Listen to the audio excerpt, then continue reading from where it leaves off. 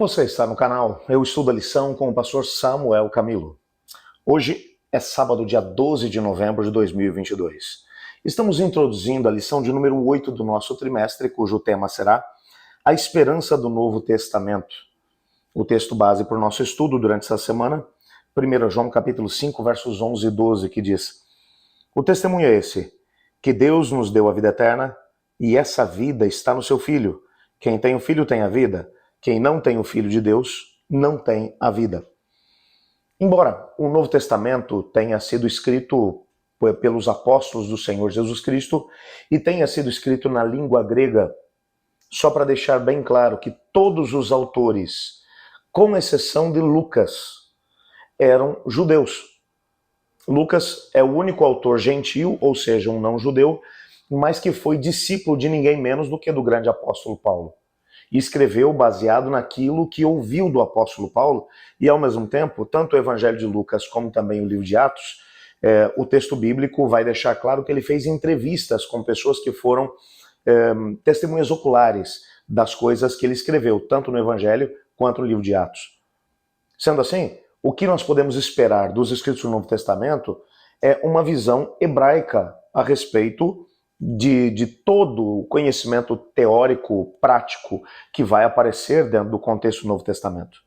Em outras palavras, no Novo Testamento nós encontramos a mesma mensagem do Novo Testamento, ou a mesma linha teológica, doutrinária do Antigo Testamento, apenas escrita numa outra língua, ao invés de ter sido escrito em hebraico ou aramaico, como foi o Antigo Testamento, foi escrito em grego, koiné, um grego antigo. Entretanto, a mesma visão vai aparecer ali. E nós percebemos alguns indícios, por exemplo, no Novo Testamento, de que essa realmente era a visão dos autores. Por exemplo, Cristo Jesus, ele mencionou lá em João, no capítulo 8, verso 56, que Abraão previu o seu dia e se alegrou. Abraão teve a oportunidade de visualizar aquilo que aconteceria pelo dom de profecia, com certeza, e se alegrou com aquilo que Cristo Jesus faria. Em Judas, no capítulo 1, versículos 14 e 15, Judas ele afirmou que Enoque, o sétimo depois de Adão, profetizou sobre a segunda vinda de Cristo. Já pregava sobre a segunda vinda logo depois que o pecado entrou no nosso planeta. Estamos falando do sétimo patriarca depois de Adão.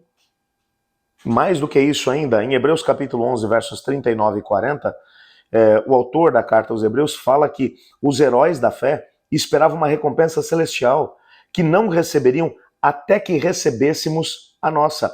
Ou seja, a recompensa que está oferecida para aqueles que creem em Cristo Jesus, no contexto do Novo Testamento, é a mesma recompensa que estava prevista para os autores ou para as pessoas que viveram no tempo do Antigo Testamento. Estamos falando de uma mesma recompensa, de uma mesma promessa, de uma mesma expectativa. A diferença entre o Antigo e o Novo Testamento é que no Antigo Testamento haviam promessas da futura vinda de Jesus. No Novo Testamento, os autores vão dizer, ele já veio, mas retornou ao céu e voltará, virá outra vez.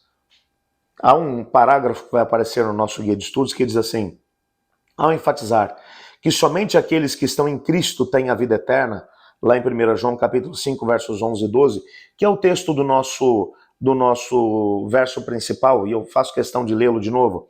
O testemunho é esse, que Deus nos deu a vida eterna, e essa vida está no seu Filho. Quem tem o Filho tem a vida, quem não tem o Filho de Deus não tem a vida.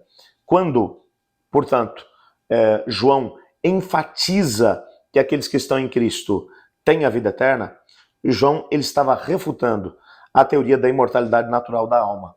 Por quê?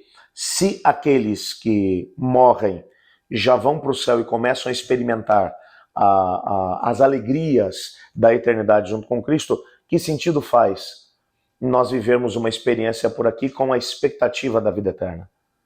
Mas a Bíblia vai dizer que quem tem o Filho tem a vida, quem não tem o Filho não tem a vida. Por isso, a nossa introdução hoje termina com o seguinte parágrafo: verdadeiramente não há vida eterna a parte de um relacionamento salvífico com Cristo. Portanto, a esperança do Novo Testamento é centralizada em Cristo, sendo a única esperança de que essa existência mortal um dia se tornará imortal, quando Ele nos buscar e nos levar para viver com Ele nas mansões eternas. Nessa semana, teremos a oportunidade de poder entender um pouco melhor temas como, por exemplo, a esperança além dessa vida, mencionado no Novo Testamento, na lição de domingo. Mais do que isso, na segunda-feira, virei outra vez, na terça-feira, eu o ressuscitarei. Na quarta-feira, ao som da trombeta. Na quinta-feira, o encontro eterno. Essa semana, portanto, teremos a oportunidade de desdobrar cada um desses temas, à luz agora do Novo Testamento, dentro da expectativa da nova vida em Cristo Jesus. Vamos orar? Obrigado, Pai, porque a Bíblia como um todo apregou a grande esperança, a esperança de vermos Cristo voltando em poder e glória e nos levando para viver com Ele nas mansões eternas. Ajuda-nos a vivermos hoje nessa expectativa, pois é no nome dele que oramos. Amém. Eu estudo a lição, e você?